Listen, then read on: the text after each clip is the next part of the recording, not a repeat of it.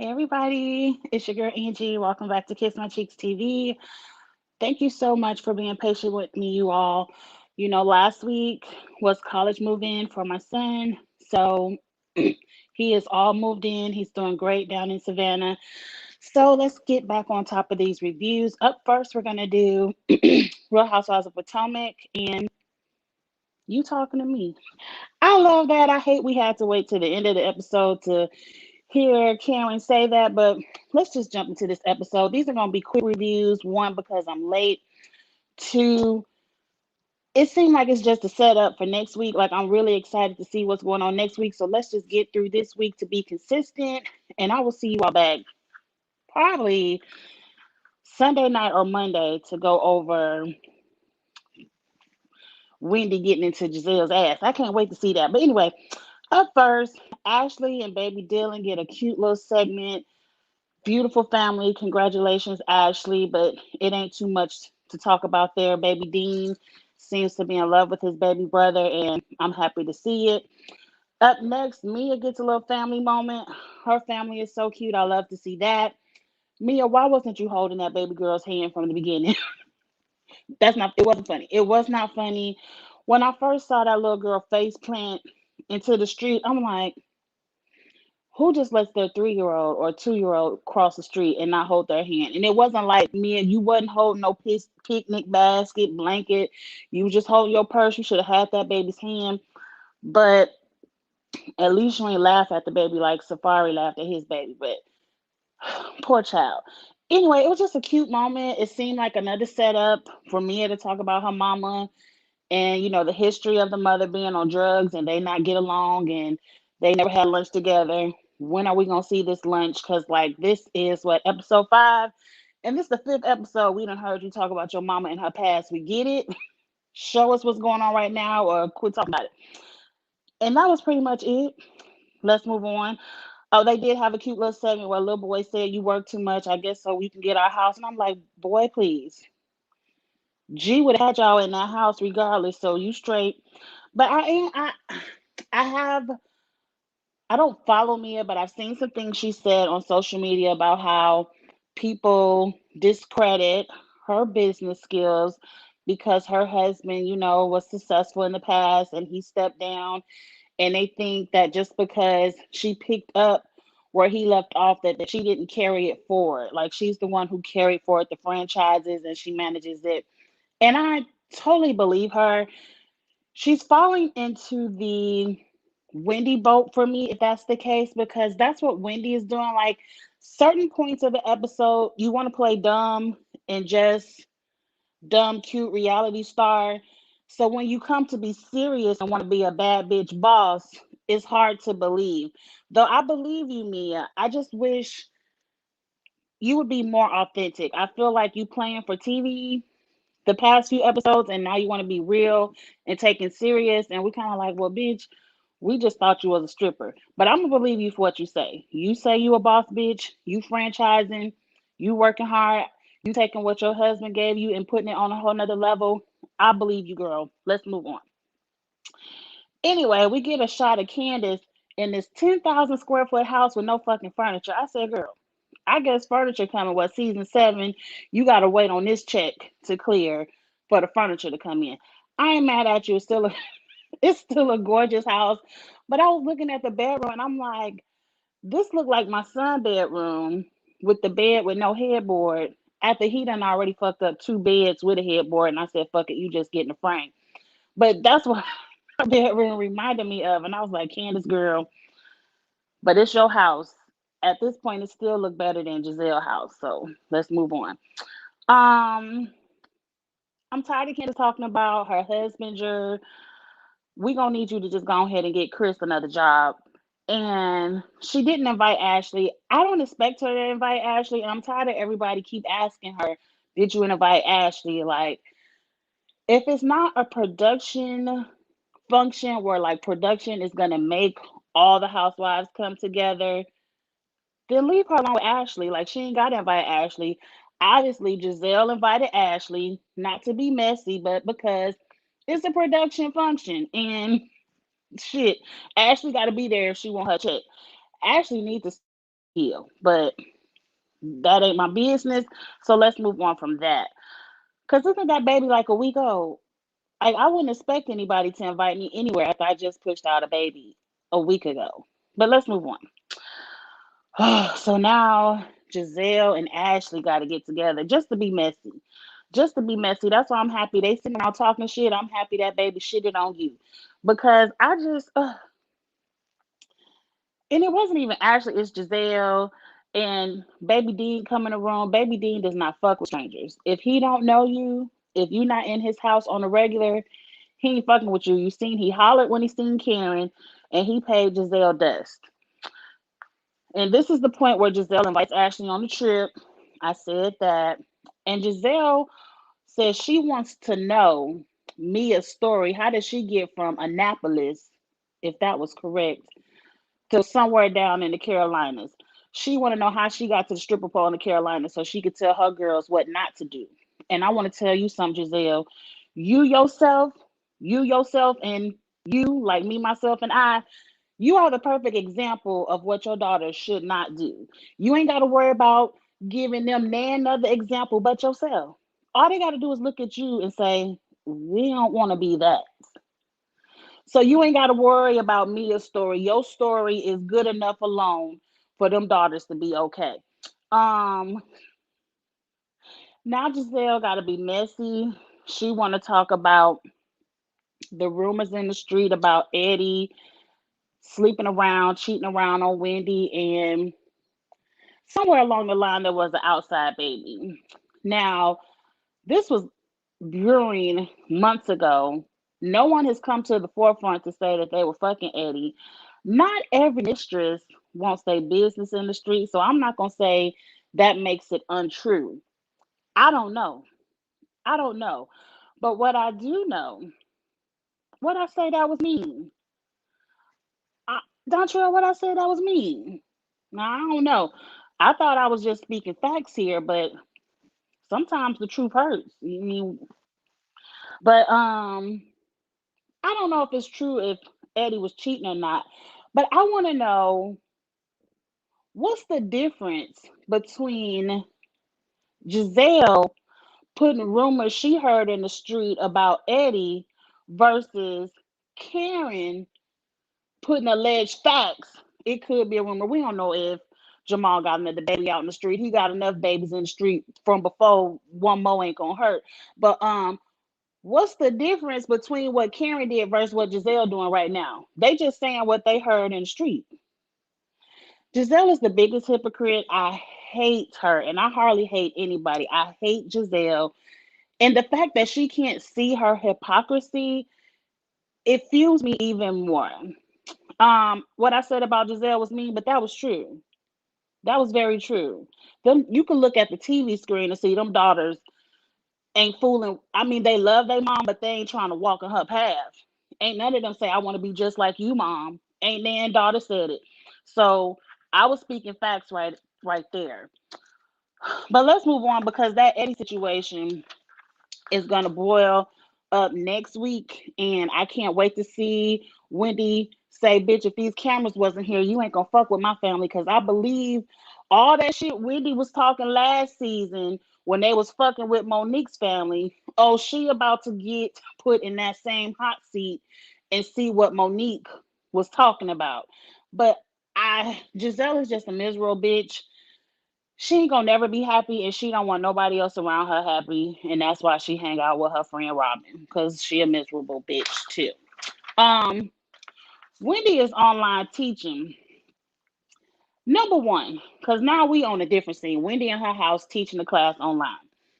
Number one, I ain't have a problem with Wendy's outfit, but them kids was running back and forth making noise, and she said when she got time to talk business, she said, kids, y'all go downstairs. Why didn't you send them kids downstairs when you were working the job that pays you?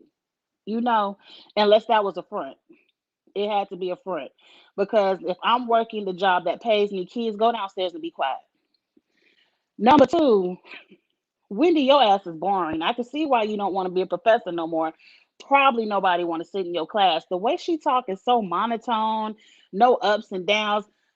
sometimes some college classes are just boring. It's up to the professor to put, the professor who loves the subject to put a little life to it. And whew. But anyway, let's move on. So the kids go downstairs. They want to talk about, what Wendy want to talk about. She talking about she a professor who like trap music and she like to cuss like a sailor. And I'm like, shit, don't we all? Like, Wendy, you ain't talking about nothing new. It's called the light switch. We've heard about this for generations, where you got to know how to act on your job. And then when you come home, you cuss, fuss, you twerk, hip hop, whatever you want to do in the house. But when you go to your job, you know how to act. Wendy, this is nothing new. Like, better storyline. This is not unique to you, Wendy. This is not unique to you. People have memes every day and them pulling up to work listening to their trap music, and then they pull up their suit and tie and go in there. I'm an accountant. I do it every day when we used to have to go in the office. That's what I want to listen to get crunk on my way to work. And then I know how to act at work. How I talk on YouTube is not how I talk in the office. Wendy, I need you to come up with something better. Um, let your hair down, be free, have some fun. It's not that deep. It's not that big of a issue. But anyway, let's move on. What did I say? She said people don't like the new Wendy. I like the new Wendy. You did introduce us to 4 degrees, and that's what we thought that you were. So when you come this season, it's not that we don't like the new Wendy. It's just that the new Wendy is at such the other end of the spectrum of 4 degrees. I call it playing dumb Wendy because a lot of things Wendy says does not sound like the person of someone who has 4 degrees. It doesn't even sound like someone who has common sense. I don't like that you play dumb. I still like you though, Wendy. I just don't like the act. Girl, you got a BBL. And I done told you one, two, three times. Everybody who get a BBL show off their body. I'm not mad at you for that. But I don't like when you play dumb and try to feel like you need to act unintelligent to make it in this reality world. When I liked 4 degree Wendy, I just didn't like that you used it to make people feel less than. But I liked 4 degree Wendy. What I don't like is Wendy who doesn't even know. Let me Google whatever the name of your candles is because I don't remember. Let me Google and make sure ain't nobody else got this name before I spend all this money and make all these candles under this name. Like, that's common sense. Yes, you have to register a business. You have to have a business license. You need a mission statement. That's the main fucking thing you need in your business plan. For you to act like you didn't know any of that, it's not cute. And I think that's what people don't like. It's like, who is this? Like, Wendy, this is not you. You're acting. Let's move on. But one thing I'm gonna say, Ace said, not with my money. You ain't about to fuck around with these candles and waste my money, and I ain't mad at them. Okay. The Giselle and Rob meet up with Mia. I don't want to talk about this too much because I don't like Giselle and Rob when they're together. They were at this meeting ready to gain all the info and read Mia down. They were ready to shoot at Mia. And as soon as Mia told her truth, it was her truth to share, and they saw that she is a real person, unlike they fake asses, and it's probably not appropriate to make fun of domestic abuse and being sent to foster care. That ain't something to really laugh at people about, and you can kind of see, well, damn, you left foster care with no family. Maybe you might have to go around the stripper pole to make your way in this world. That ain't nothing to make fun of nobody about. So now it's a clean slate because, oh, you a real bitch, you went through some real shit. Everybody on that show, I'm sure, has a story to tell. Everybody in this world has a story to tell, something that they've been through, and that you should give them that same grace and understanding that you would want somebody to give you while you telling your story. So, but now Mia got a clean slate. What I don't like about Mia is Giselle and Robin are not the cool kids. Like if you watch this show, you would know people don't like Giselle and Robin. Don't go too far with them. Keep them at arm's reach. Be cool for the sake of the show, piece of the show. Be cool with them, but always have your good eye on that Giselle. But let's move on. Um, Giselle says, "I like this Mia. When you with me and Robin, I like you, but I don't like boss Mia. I'm a boss." And I say, "You just don't like I'm a boss Mia because I'm a boss Mia reminds you of your many failed businesses." So whatever. Now it's time to get on the party bus. Everyone get on the bus. They got a whole bunch of bags. They going somewhere in Virginia. Wendy, this is an example of you looking a fool. You think people don't like your new body. We don't like your clothes. That shit was ugly. That's something that somebody in high school going on a senior trip would put on and then probably be told to go back home. So that's probably something somebody who finally got 1 second of freedom, maybe their first night on the yard, their freshman year, they would put that on. Wendy, what you had on, it was just ugly. It wasn't inappropriate. It's your body. Wear what you want. It was just ugly. That was an ugly outfit, and it was not for your age. I said it. That's how I feel. Let's just move on. I love when Karen gets on the bus and instantly irks Giselle. One, Karen hasn't done anything to Giselle. If anything, Jamal should be mad. But two, when a person can control your spirit like that, that's your fault. You saw Karen got on the bus and hugged everybody and had fun. You got on the bus and instantly your spirit was touched. And I like that because that means Karen controls you, not you control Karen. Let's wrap this along. Everyone takes a turn on the stripper pole looking a hot ass mess. But okay, thanks for stopping by, Don Trill. Um, Everybody was looking a hot ass mess. I probably would have looked a mess too. I would have gave it my best Zumba twerk, did a little bit what I could do. Mia got up there and showed them what it was about. Mia did a good job. Mia, I need you to stop lying about being a stripper. Like, if you were a stripper, you were a stripper. It's no such thing as a high class, upscale, only didn't do a pole, only wore ball gowns type of strippers. Like, if you stripped, you stripped. If you don't want nobody to say nothing to you about it, you offered that information. Just say you was a stripper and move on. You keep lying or just want to take little people. Yeah, I was a stripper, but I didn't do the pole. Yeah, I was a stripper, but I didn't show any. I didn't strip. I just wear like bitch. If you want to dissect the level of stripping that you done, and I understand you got young kids and you may not want them to know, then you shouldn't have said it. You shouldn't have said it. You should have kept that to yourself. Cause wasn't nobody Googling you, girl. Let's move on. Candace gives the room arrangements. It's Giselle, Robin, Mia, and herself in the main house. Karen, Wendy, and Ascala in some kind of cottage. It looks like a nice house anyway. I don't understand why Mia flip flop for Wendy because Candace, last season, Mia over everybody had, not Mia, Wendy over everybody had your back. She had your back with that Monique situation over everybody, like and blindly, because Wendy didn't even know Monique. She didn't even know the group dynamic, and she rode for you.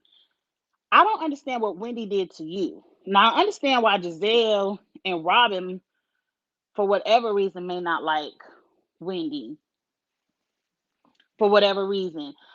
I can see that, but this ain't their trip. This your trip. So I don't know why you flip flop Mia for Wendy. I understand why you put Karen over there, but it is what it is. Wendy looked a little bit pressed. At the dinner table, Yolanda, we talked about this last week if Mia was a stripper or an escort. I don't know. I don't know, and I really don't care. I mean, at the end of the day, it's her business. We still wondering about Marlo too. That's something she barely want to admit to being a stripper, so she ain't about to admit to being no escort. So that's something we'll never know.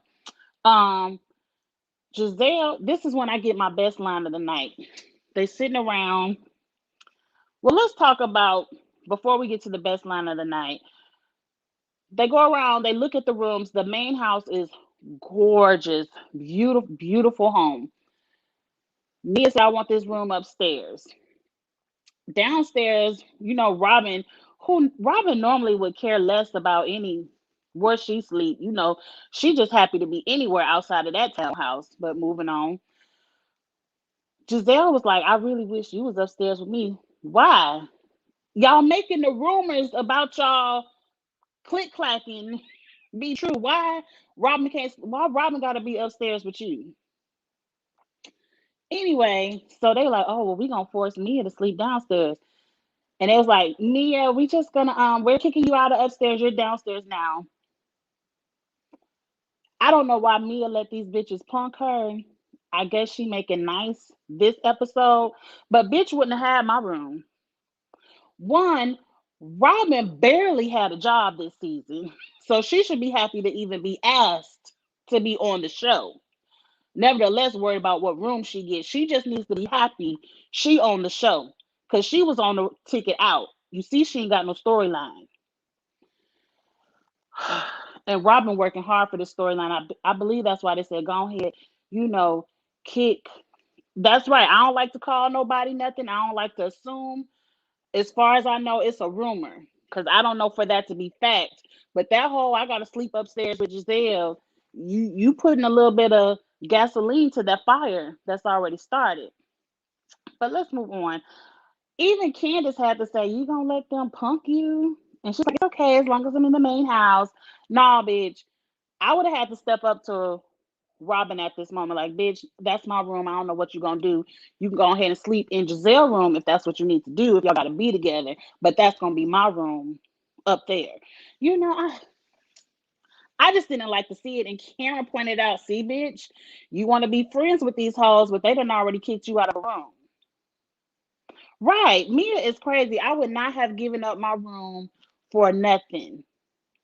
Them bitches could have pulled out a sofa bed or something. I'm not getting out of my room. But let's get to the line of the night, because I've been waiting all week. Giselle walking around the table talking about, well, I feel like so we can have a good trip. Anybody else want to apologize to anybody else before we get this trip started?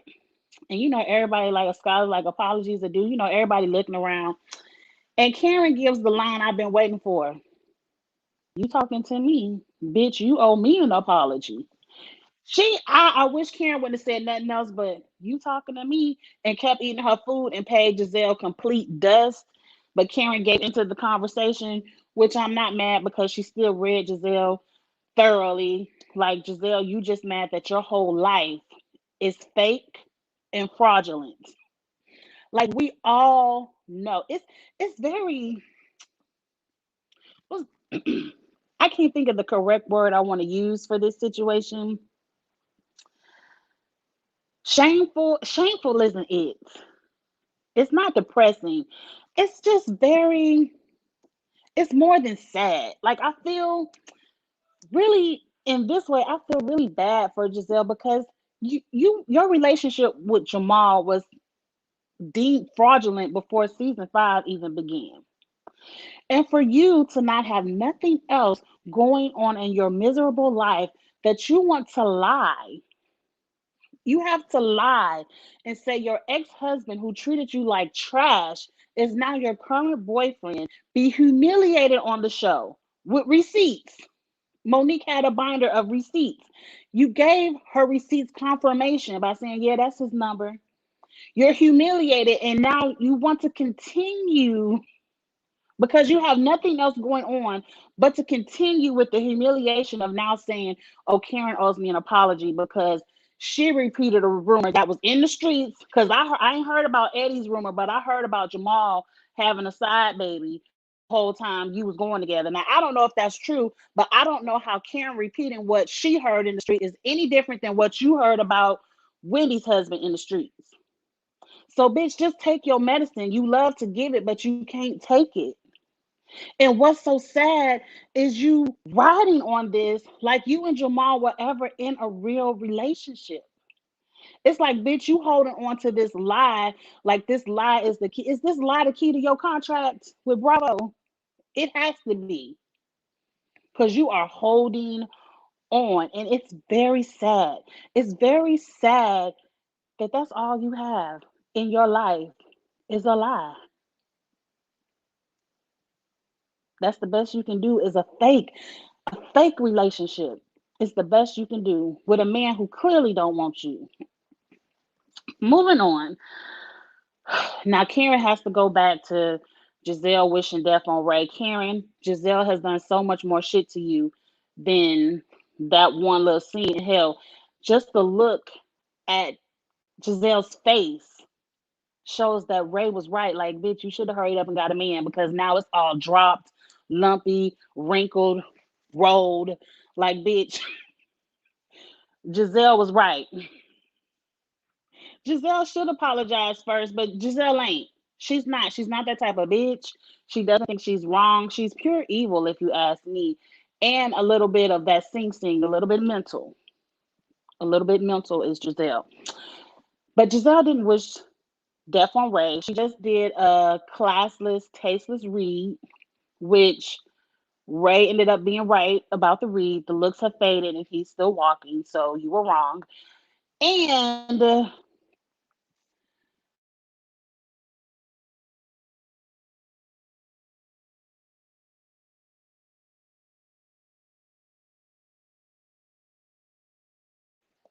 okay, it's back. It's been storming out here today, so maybe the internet is a little bit shaky.